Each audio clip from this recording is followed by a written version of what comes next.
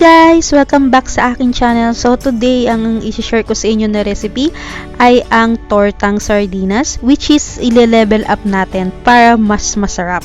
So ang ating mga ingredients ay 2 itlog. So pwede nyong gawin din 3 itlog, pero ako 2 itlog ang ginamit ko. Tapos sardinas, kahit na anong brand, ang ginamit ko dito ay yung maanghang, yung chili. Pwede rin yung hindi maanghang. And then sibuyas, maraming sibuyas kasi ito yung magdadagdag ng lasa sa ating tortang sardinas. Gagamit din tayo dito ng salt and pepper at syempre oil. So let's start! So ang una nyong gagawin guys ay isa-separate nyo yung sauce tsaka yung sardines at tatanggalin nyo yung buto or yung tinik nung sardines kasi para makain siya ng walang tinik, tsaka syempre kung ibibigay niyo siya sa mga bata, so para hindi sila matinik, so tatanggalin niyo siya and then after that ay imamash nyo yung sardines.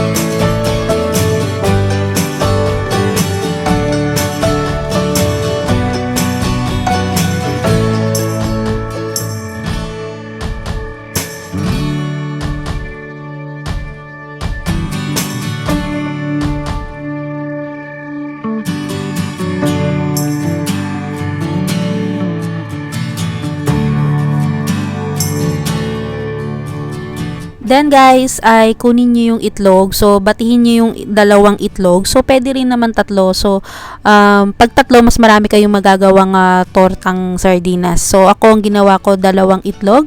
Batihin nyo lang siya. Tapos, lagyan nyo ng salt at pepper para magkaroon ng lasa. Then, ihalo nyo yung minash nyo na sardinas.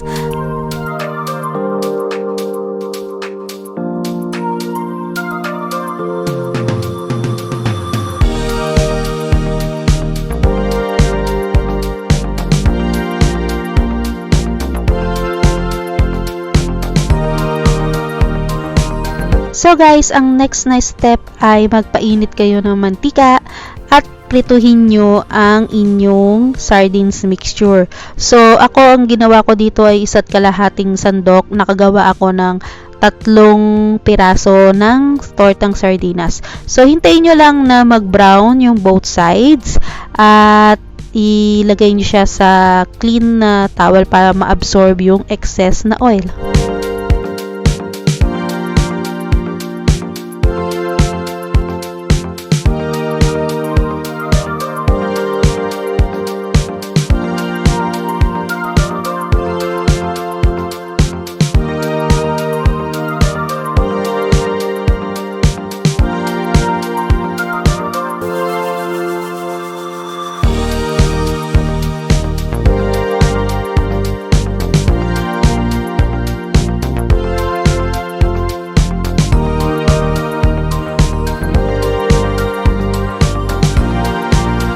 Pag naprito nyo na lahat ang sardines sa mixture nyo guys, ay in the same pan, tapos konting oil lang, ay igisa nyo na ang sibuyas.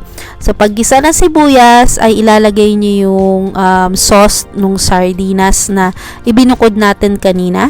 And then maglagay kayo ng konting tubig, then magpalasa na kayo, lagyan nyo ng salt and pepper or Maggi Magic Sarap. Pakuluan nyo lang siya ng mga 2 to 3 minutes.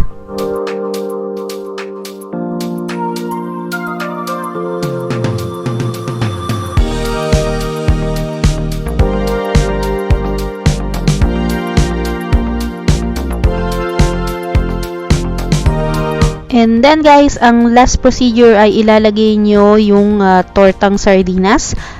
At hayaan nyo lang siya na i-absorb niya yung sauce. So, mga 1 minute lang and then patayin nyo na ang apoy.